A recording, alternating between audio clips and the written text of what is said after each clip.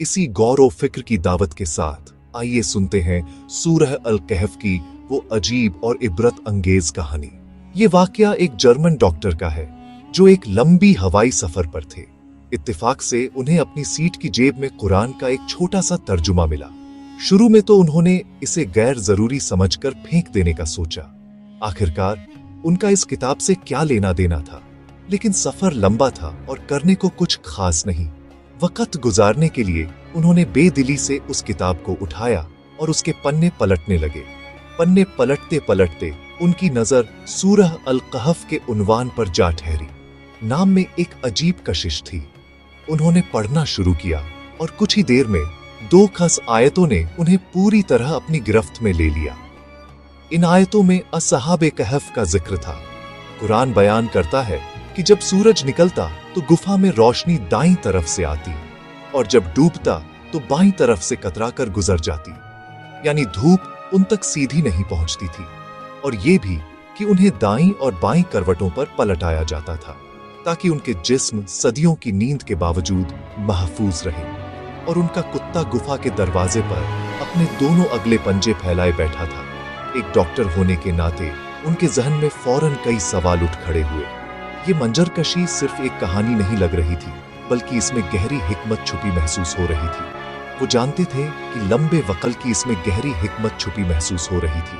वो जानते थे कि लंबे वक्त तक एक ही हालत में लेटे रहने से जिस्म में जख्म बन जाते हैं, जिन्हें बेड सोर्ज कहते हैं। असहाबे कहफ का पलटाया जाना इसी उसूल की तरफ इशारा था। लेकिन फिर एक और सवाल ने उन्हें हैरान कर दिया। अगर जिस्म को महफूज रखने के लिए पलटना जरूरी था, तो फिर कुत्ता क्यों नहीं पलटता था? वो तो एक ही हालत में बैठा रहा। इस सवाल ने उन्हें और गहरी सोच में डाल दिया। वो समझ गए कि ये कोई आम किताब नहीं है। हर लफ्ज में हिकमत और इल्म का समंदर मौजन है। ये वाकया हमें सिखाता है कि कुरान में गौर व फिक्र करने वालों के लिए बेशुमार निशानियां हैं जो इल्म और ईमान दोनों को रोशन करती हैं। जब एक जर्मन डॉक्टर ने सूरह कहफ का मुताला किया तो उसने इसे सिर्फ एक कहानी नहीं, बल्कि इल्मी और तिब्बी हिकमतों का खजाना पाया। उसने सोचा, अगर ये लोग इतने अरसे तक जिंदा रहे तो इसके पीछे जरूर कोई अजीम साइंस होगी। उसने तिब्बी पहलू से सोचना शुरू किया। कुरान बताता है कि गहार ऐसी थी जहां सूरज की रोशनी सीधी नहीं पड़ती थी, एक हवादार जगह जहां बेवास्ता रोशनी आती थी। सीधी धूप जिस्मों को नुकसान पहुंचा सकती थी, मगर मुकम्मल तारीकी भी नुकसानदेह होती है। तो अल्लाह ने उनके लिए ऐसा इंतजाम किया कि सीधी धूप से परहेज भी, कि हम उन्हें दाएं और बाएं पलटते थे। ये एक बहुत बड़ी हिकमत है। एक ही हालत में लंबे वक्त तक लेटे रहने से जिस्म में जख्म बन जाते हैं। उनका पलटना उन्हें इन जख्मों से बचाता था। ये सब बातें इल्म में मशहूर हैं। और फिर वो कुत्ता जो गार के दहने पर अपने दोनों हाथ फैलाए बैठा था। उस डॉक्टर ने कुत्तों के जिस्म पर तहकीक की। उसने पाया कि कुत्तों के घुटनों में एक खास मादा होता है जो उनके जिस्म से निकलता है। ये मादा चीजों को सड़ने गलने से रोक सकता है। उस डॉक्टर ने कहा कि शायद इसी मादे की वजह से गार के अंदर एक ऐसा माहौल बना रहा जिसने उन नौजवानों के जिस्मों को महफूज रखा। यूं कहानी में हिकमत नुमाया होती है। इस सोच ने उसे झुका दिया। जब उसने कुरान में ये निशानियां देखी तो उसका कल्ब पिघल गया और उसने इस्लाम कबूल कर लिया। हम रोज कुरान पढ़ते हैं, पर क्या हम कभी इस तरह गौर करते हैं?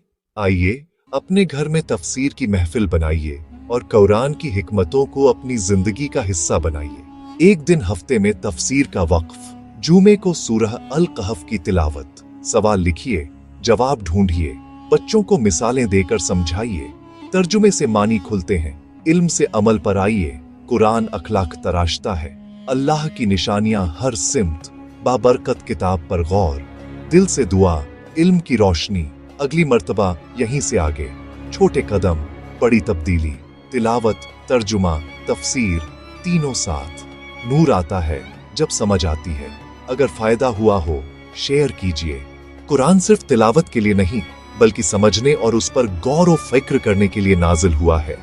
यह अल्लाह का कलाम है जो हमारे दिलों को रोशन करने और हमारी जिंदगियों को रास्ता दिखाने आया है।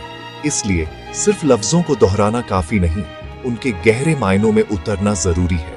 इसका सबसे बेहतरीन तरीका है तदब्बुर, यानी तजवीद के साथ तिलावत, फिर उसका तर्जुमा और तफसीर। तजवीद से हम अल्फाज सही अदा करते हैं, तर्जुमे से हम उसका मतलब जानते हैं और तफसीर हमें आयतों का पसे मंजर और उनकी गहराई समझाती है। मुस्लिम माता पिता के लिए यह एक अहम जिम्मेदारी है कि वे अपने बच्चों को बचपन से ही यह आदत डालें। घर में एक ऐसा माहौल बनाएं जहां रोजाना कुरान की तिलावत और उसका जिक्र हो। शुरुआत के लिए एक मुस्तनद तफसीर चुनें और उसे शुरू से आखिर तक कम से कम एक बार ध्यान से पढ़ें। यह आपको कुरान के पैगाम का एक मुकम्मल नजरिया देगा। इसके बाद रोजाना तर्जुमे के साथ तिलावत को अपना मामूल बना लें, चाहे एक रुकू ही क्यों ना हो, लेकिन पाबंदी से करें।